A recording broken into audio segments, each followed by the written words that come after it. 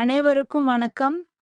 நெஸ்கோட் AC new technology, NESCO வேதியியல் குளிரூட்டும் தொழில்நுட்பம் மற்றும் மின்சாரம் இல்லா குளிரூட்டி.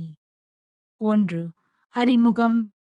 புவி வெப்பமடைதலின் தற்போதைய சூழலில் வெப்பமாக்கல், காற்றோட்டம் மற்றும் குளிரூட்டல் HVAC அமைப்புகளின் பரிணாமம் ஒரு முக்கிய கட்டத்தை எட்டியுள்ளது.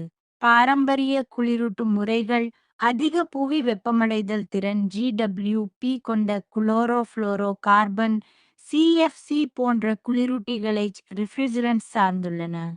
இவை கடுமையான காற்று மாசுபாட்டை ஏற்படுத்தி பொது ஆரோக்கியத்திற்கு அச்சுறுத்தலாக விளங்குவதாக உலக சுகாதார நிறுவனம் எச்சரித்துள்ளது. ஒரு ஆற்றல் தொழில்நுட்ப ஆய்வாளராக தற்போதைய மின்சார உள்கட்டமைப்பின் மீதான அழுத்தத்தை நாம் கவனிக்க வேண்டும். மின்சார கட்டுப்பாட்டு அமைப்புகளை சார்ந்திருப்பதிலிருந்து வெப்பவியக்கவியல் தெர்மோடைனாமிக்ஸ் விதிகளின் அடிப்படையில் இயங்கும் செயலற்ற வேதியியல் எதிர்வினைகளுக்கு மாறுவது காலத்தின் கட்டாயமாகும். இந்த ஆவணம் தற்போதைய இன்வெர்ட்டர் மற்றும் நான் இன்வெர்ட்டர் தொழில்நுட்பங்களின் செயல்பாட்டு தர்க்கத்தையும் கிங் அப்துல்லா பல்கலைக்கழக EUST மாணவர்களின் கண்டுபிடிப்பான நெஸ்கேயின் SCU தொழில்நுட்பத்தையும் ஒப்பிட்டு அதன் மூலோபாய முக்கியத்துவத்தை ஆராய்கிறது. பாரம்பரிய ஏசி கண்ட்ரோலர்கள் கம்ப்ரஸரின் செயல்பாட்டை தீர்மானிக்க மின்சார தர்க்கங்களை பயன்படுத்துகின்றன. இதில் நான் இன்வெர்ட்டர் மற்றும் இன்வெர்ட்டர் ஆகிய இரண்டு முக்கிய பிரிவுகள் உள்ளன. மின் நுகர்வு. கம்ப்ரஸர் அடிக்கடி தொடங்குவதால் மின் நுகர்வு அதிகம். தேவையறிந்து வேகம் மாறுபடுவதால் உயர் ஆற்றல் திறன்.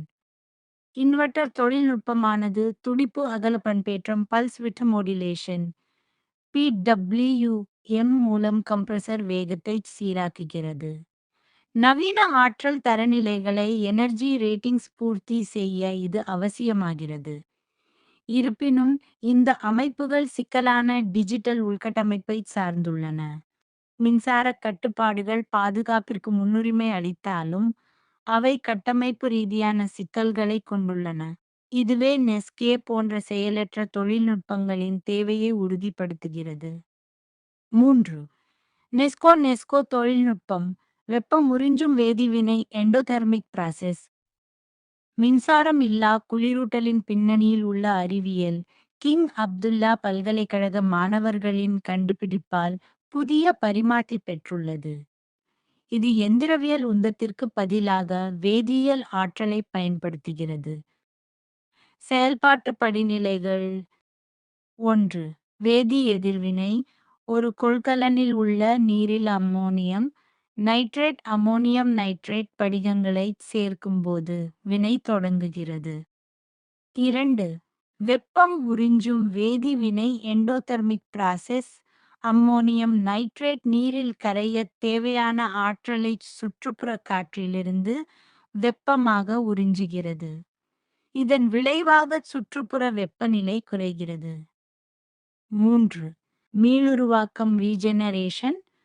சூரிய ஆற்றலை பயன்படுத்தி கரைசலில் உள்ள நீரை ஆவியாக்குவதன் மூலம் வேதிப்பொருள் மீண்டும் படிகமாக்கப்படுகிறது.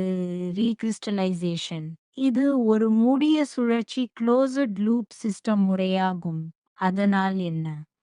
So what? பகுப்பாய்வு. இந்த செயலற்ற வேதியியல் சுழற்சி இயந்திர பம்புகள் இல்லாத ஒரு வெப்ப பரிமாற்றியாக ஹீட் எக்ஸ்சேஞ்சர் செயல்படுகிறது. இதன் செயல்பாட்டு செலவு மிகவும் குறைவு. இதற்கான முதன்மை வேதிப்பொருளான அம்மோனியம் நைட்ரேட் ஒரு கிலோ வெறும் 40 ரூபீஸ் முதல் 150 ரூபீஸ் வரையிலான விலையிலேயே கிடைக்கிறது. இது ஏசி அமைப்பின் மொத்த விலையல்ல, மாறாக அதன் செயல்பாட்டிற்கான வேதிப்பொருள் செலவு என்பது குறிப்பிடத்தக்கது. 4. தொழில்முறை தாக்கங்கள் மற்றும் ஒப்பீட்டு பகுப்பாய்வு. பாரம்பரிய மின்சார அமைப்புகளுக்கும் நெஸ்கோ தொழில்நுட்பத்திற்கும் இடையிலான தொழில்முறை வேறுபாடுகள் பின்வருமாறு. ஆற்றல் திறன். மின்சார ஏசிகள் கிரிட் மின்சுமையை எலக்ட்ரிக்கல் லோட் அதிகரிக்கின்றன. நெஸ்கோ தொழில்நுட்பம் பூஜ்ஜிய மின்சார